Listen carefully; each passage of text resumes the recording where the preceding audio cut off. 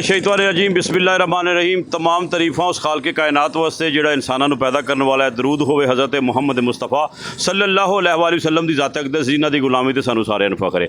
इस वक्त मैं government girls primary school Kannada सियान महल्ला ईदगाह मशरकी उत्थे खलोता और काफ़ी देर तो असीं वेख रहे कि इहदे नाल ही बिल्कुल मुलहक जिहड़ा एक महकमा ज़राअत दा दफ्तर है जिहड़ा बराए नाम दफ्तर है। अज तक ना तो असीं कोई इत्थे हमला वेख्या, जदों वेख्या असीं गंद दा ढेर वेख्या, वो साफ़ कराई दा ते अगों नवां लग जांदा है। हालात ये ने कि इस वक्त इस लखां रुपये जिहड़े गौरमेंट ने लाए ने उहदे मामला जिहड़े ने ना बिल्कुल अपना ज़ाया हो रहे ने। असीं इस वक्त इत्थे खलोते हाँ पीर तसद्दक साहब, हाजी आफ्ताब अज़हर साहब और साडे अहले मुहल्ला। असी अज इस हवाले नाल गौरमेंट अगे मुतालबा करना चाहते हैं कि ये दफ्तर तुसा किस मकसद वास्ते बनाया है और कोई वाली वारिस दा अगर है वे तो कम से कम इसका पता तो ले लिया आके। जी पीर तसद्दक साहब जी। अस्सलाम वालेकुम जी। सर ये ज़राअत दा दफ्तर नहीं उतली ज़राअत दा दफ्तर बन गया। असां अपनी जिंदगी जेड़े साल लंघ गए ने असां इत्थे कोई बंदा ना दफ्तर खुलिया देखिया ते ना कोई बंदा देखिया। बिल्कुल सही। ये गंद वेख्या, गंद वेख्या। एक दो बार हाजी साहब ने सफाई भी कराई है, फिर दोबारा आने दोबारा उस तरह ही गंद है। इस वास्ते महकमे गौरमेंट नूं भी ये चाहिए कि अपने जिहड़े मुलाजम ने उन्होंने इत्थे पाए ते लोकां दा काम करन। ना हाँ कदी ज़राअत वाला वेख्या ना कुछ। आ लोकां दियां मुंजियां लगदियां ने पईयां, ज़राअत वाले बंदे आके सीधियां लैनां च मुंजियां लवांदे ने, सारा कुछ करदे ने। असां कोई बंदा नहीं वेख्या जी। जिस तरह तुसां वेख्या कि इहदी वजह तो गंद अपना फैल रहा और बीमारियां भी। हाजी आफ्ताब अज़हर साहब इस हवाले नाल कोई गल करना चाहणगे।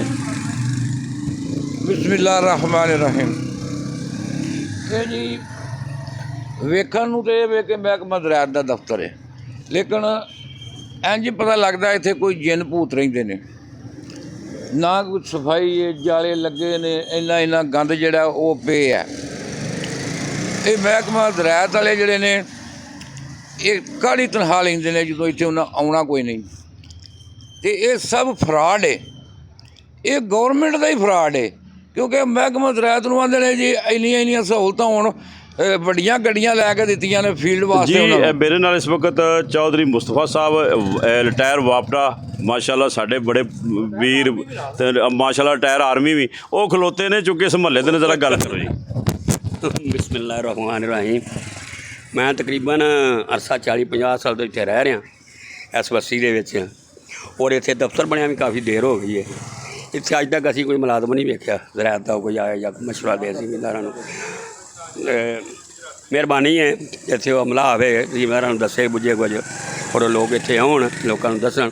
ये सब तो अच्छी गल है। इहदा कोई बंदोबस्त किया जाए। गंद ही पिया है इत्थे, जदों लंघी इदों दी गोडे गोडे गंद पिया हुंदा है, कोलों क्रीज भी आउंदी इन्ना गंद पिया हुंदा है। हाँ नाल बच्चियां दा स्कूल है, बीमारियां फैलदियां ने। मेहरबानी है जनाब, घरां च भी कूड़ा नहीं चुकते। 7 दिनों बाद आउंदे ने, 8 दिनों बाद वो अपनी मर्जी नाल आउंदे ने। जिहदा कोई सिर हलदा उहदा चुक जांदे ने, दूजियां लोकां दा घरां च पिया रहिंदा है। मेहरबानी करके प्रबंध किया जाए। ज़राअत वालों ने कूड़े वालों ने भी प्रबंध किया जाए क्योंकि वो पैसे लेंदे ने। साडे लोकां दी लाल दी कमाई है जो दित्ती जांदी। मेहरबानी जनाब। साडे बजुर्गों की गल सुनी, अहले इलाका की गल सुनी और इस प्रोग्राम की वसातत नाल असी पंजाब गौरमेंट अगे गुजारिश कर रहे हैं कि इस मसले का कोई हल किया जाए।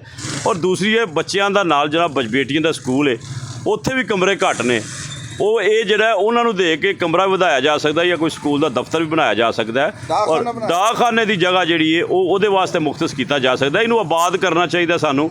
लेकिन अफसोस ये वे कि महकमा ज़राअत सिर्फ अज नहीं बल्कि मैनू तो 2-4 दिन तो पिछों दी इरफान अहमद सियाण साडे भाई आंदे हन भाई यार उहदे हवाले नाल कोई तवज्जो दवाओ। अल्लाह के दुआ है कि अल्लाह ताला साडे पाकिस्तान की खैर फरमाए तो साडे महकमिਆਂ नूं और साडे मुलाजमीन नूं और साडी पूरी कौम नूं हदायत नसीब फरमाए। असी गौरमेंट की प्रॉपर्टी नूं अपना प्रॉपर्टी समझिए तो गौरमेंट जिहड़ी है जिहड़ी सहूलत उन्हें जिस मकसद वास्ते बनाई है वो मुताबिक अगर चलेगा तो पाकिस्तान तरक्की करेगा। पाकिस्तान जिंदाबाद। बहुत शुक्रिया जी।